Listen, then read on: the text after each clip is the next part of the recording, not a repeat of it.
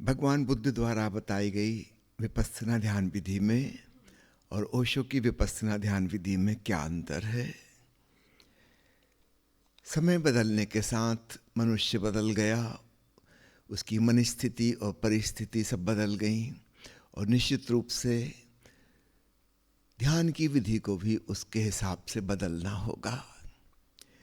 प्राचीन युग में रेचन की कोई ज़रूरत नहीं थी क्योंकि दमन ही नहीं था। जैसे जैसे सभ्यता संस्कृति विकसित हुई वैसे वैसे दमन बढ़ता चला जाता है। संस्कृति का अर्थ ही है कि प्रकृति से विपरीत दिशा में हम जा रहे हैं, तो प्रकृति को दबाना होगा, छुपाना होगा, कुछ झूठा मुखौटा ओढ़ना होगा। उसके साथ मन में बहुत दमन हो जाएंगे, वो भीतर उथल पुथल मचाते रहेंगे। हम शांत बैठ के आसानी से सांस नहीं देख सकते जैसा 2500 साल पहले लोग देखते थे। इन 2500 सालों में बहुत कुछ हो गया है। तो ओशो को सक्रिय ध्यान जैसी विधियां खोजनी पड़ी जो पहले हमारे चित्त के दमन से हमें छुटकारा दिलाएं। तब हम साक्षी भाव में डूब पाएंगे, आती जाती सांस को देख पाएंगे, ओंकार नाद सुन पाएंगे, समाधिस्थ हो पाएंगे। तो आज का मनुष्य करीब करीब पगलाई हुई हालत में है, 2500 साल पहले के अपने पूर्वजों से बिल्कुल भिन्न। आज एक व्यक्ति को दिन भर में 24 घंटे में जितने विचार जानकारी के रूप में प्राप्त होते हैं, आज से 600 साल पहले के आदमी को इससे 600 गुना कम विचार और सूचनाएं प्राप्त होती थीं। न अखबार थे, न किताबें थी, न टेलीविज़न था, न मोबाइल था, न इंटरनेट थी। हमारे ऊपर सूचनाओं का बम्बार्डमेंट हो रहा है। हमारा मन, हमारा चित्त यह सब झेलने के लिए नहीं बना था। हम बड़ी विचलित और उद्विग्न अवस्था में हैं। कई बार समझ में नहीं आता कि हम बेचैन क्यों हैं, परेशान क्यों हैं, कोई स्पष्ट कारण नहीं। इतनी ज़्यादा सूचनाएं, इतनी ज़्यादा जानकारी लगातार मिल रही है और उसमें से लगभग 99% हमारे किसी काम की भी नहीं है।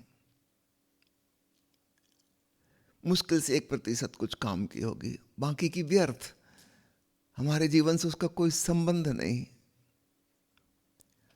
लेकिन वो सूचना तो सिर में के भीतर जा रही है, वो तो उथल पुथल मचाएगी, परेशान करेगी।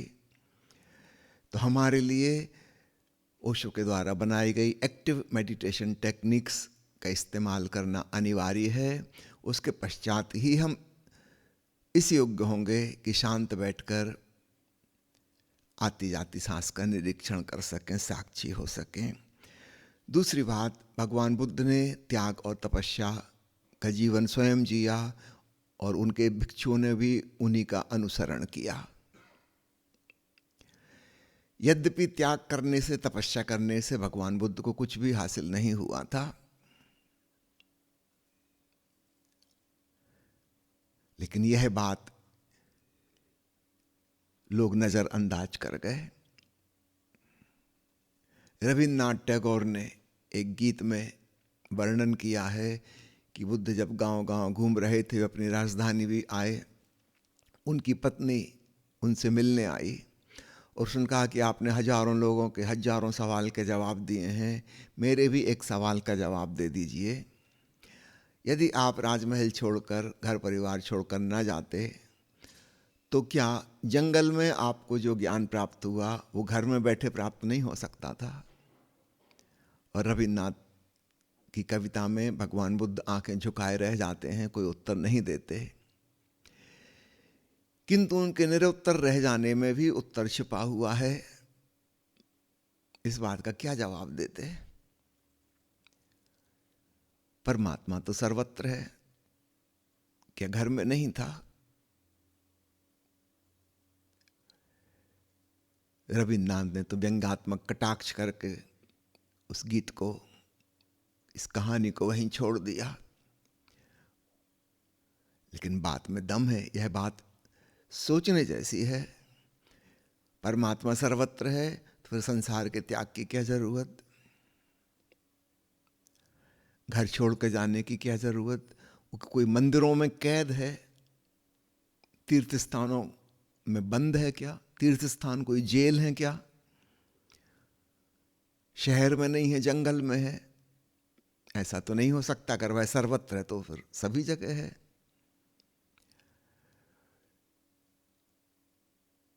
बुद्ध के पास इसका कोई उत्तर नहीं था, और उनके पीछे करोड़ों करोड़ों लोग जिन्होंने बौद्ध धर्म को अपनाया, न केवल भारत में बल्कि अन्य एशियाई देशों में अधिकांश लोगों ने त्याग तपस्या का जीवन जिया। उससे कुछ हासिल तो नहीं होता। आप कुछ छोड़ रहे हो, इसका यह अर्थ नहीं है कि इसके बदले में कुछ मिल जाएगा। ये कोई व्यापार थोड़ी है, दुकानदारी, जहां आपने पैसे चुकाए और एक वस्तु खरीद ली, प्राप्त कर ली। परमात्मा कोई सामान है क्या कि आप कुछ छोड़ के उसके बदले में उसको प्राप्त कर लोगे?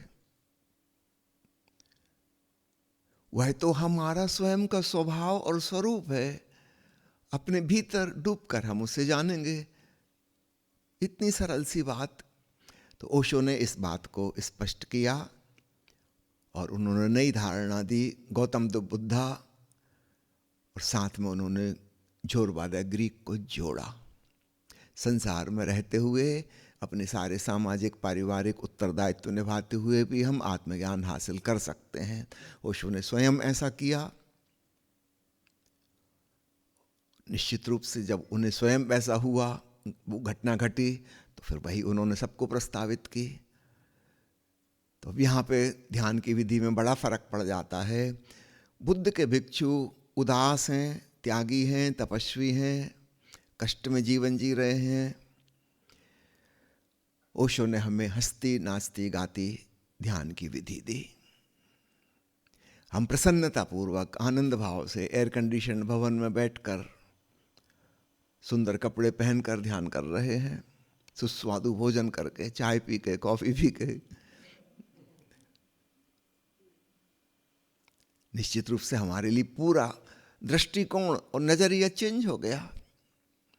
हमारे लिए आनंद पूर्वक, उत्सव पूर्वक ध्यान घटित हो रहा है। बुद्ध के भिक्षुओं के लिए अत्यंत कष्ट पूर्वक हुआ, और हुआ कि नहीं हुआ यह भी शक है। बुद्ध राजमहल में जन्मे थे।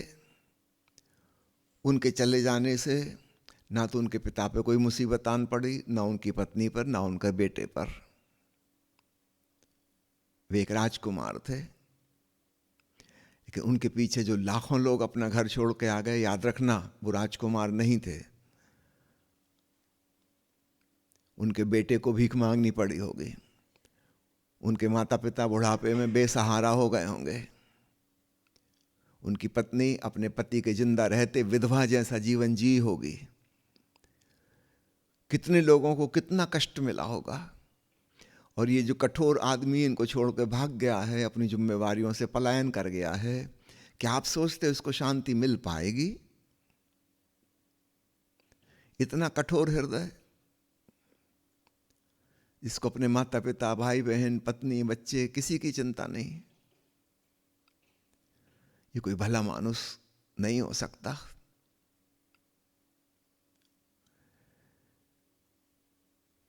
तो अत्यंत कठोर हृदय वाले, जिनको हम कहते हैं पाषाण हृदय, संग दिल, उस प्रकार के लोग भिक्षु बने होंगे। सामान्य संवेदनशील व्यक्ति ऐसा नहीं कर सकता। अपने शरीर को कष्ट नहीं पहुंचा सकता, अपने परिवारजनों को दुखी नहीं देख सकता। उनकी ध्यान विधि और ओशो के द्वारा बताई ध्यान विधि में जमीन आसमान का फर्क है।